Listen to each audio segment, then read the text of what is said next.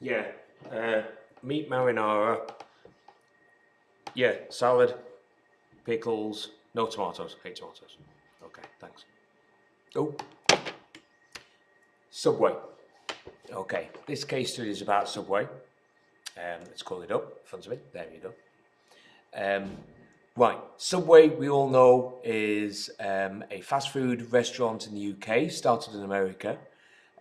It's a franchise, so lots of the businesses in this country are actually owned by private individuals, not the Subway Corporation. Okay. It's got over 40,000 restaurants in over 100 countries. Um, it's got, because we've got a business in the UK that's doing really well, we have lots of benefits from a business that is succeeding. It's employing lots of people, it's providing money in the economy. So that's all great. But there are also issues, negative points that um, have an impact on individuals or other businesses. Okay, benefits include economic benefits, social benefits, customer benefits. Issues are things to do with the environment, ethical issues, community and political issues. Okay. When you look at the case study, you'll see that there's a table that looks at these benefits and also these issues.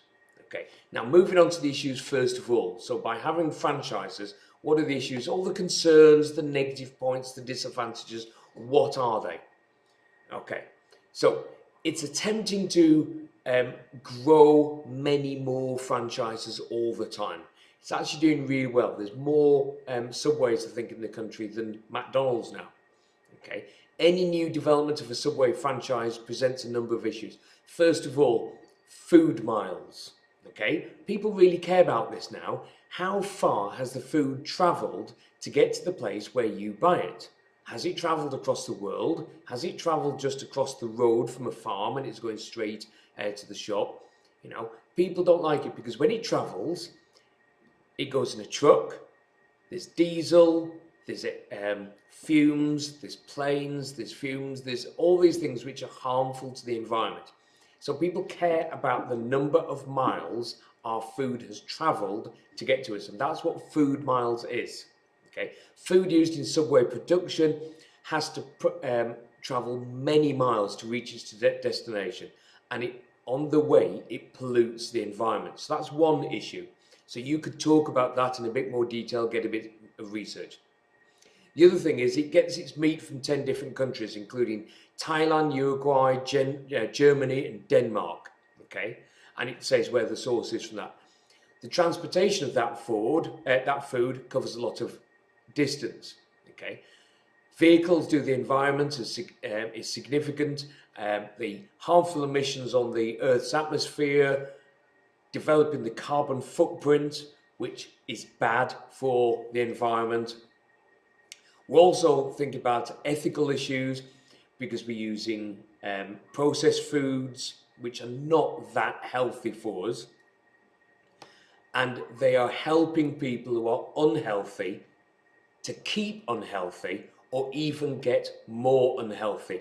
Therefore, they get ill and they could be a burden on the NHS. Now, should they have a moral decision to answer? Should they look after their customers? Even though there's salad in there, it's still not the most healthy of options.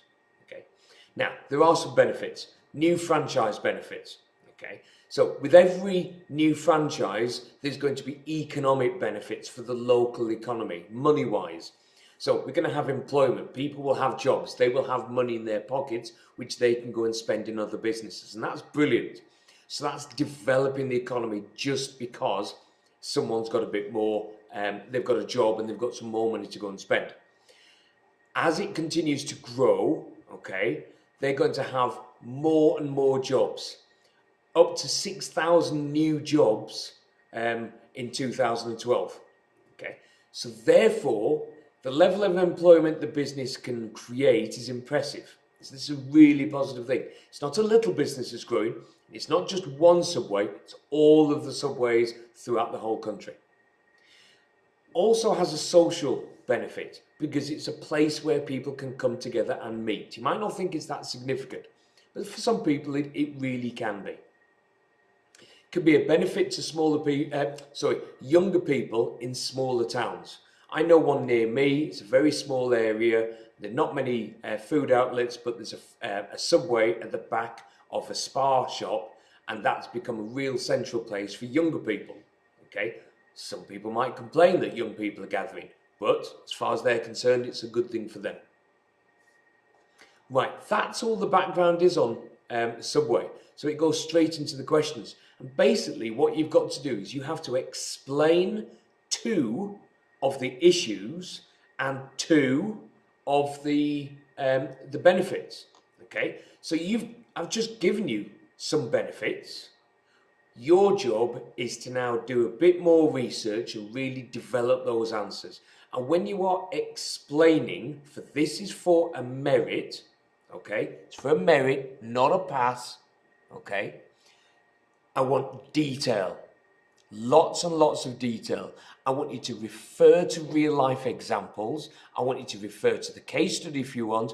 I want you to go on the website, find out information from their website. I want you to go onto news stories. What are news stories talking about? New stores opening. Has there been any backlash? Is there any good news stories? Think about the benefits and the issues. Okay, so it's the depth of your explanation which really counts. I don't want you to simply write down, well, this is one issue, and you've just stated it, and this is another issue, and you've stated it. You need to explain it. To really make sure you get the mark, I want the impact. So what is the impact of a negative issue? Do people get upset? Do people try and stop a new Subway? The impact of a new member of staff or new employment to the benefits is they have more money and therefore they will spend it in the local economy, and that will boost the local economy. So detail of your explanations, research on from the web on news stories and from Subway itself, and finally and I've forgotten what the final one is, the impact. Okay.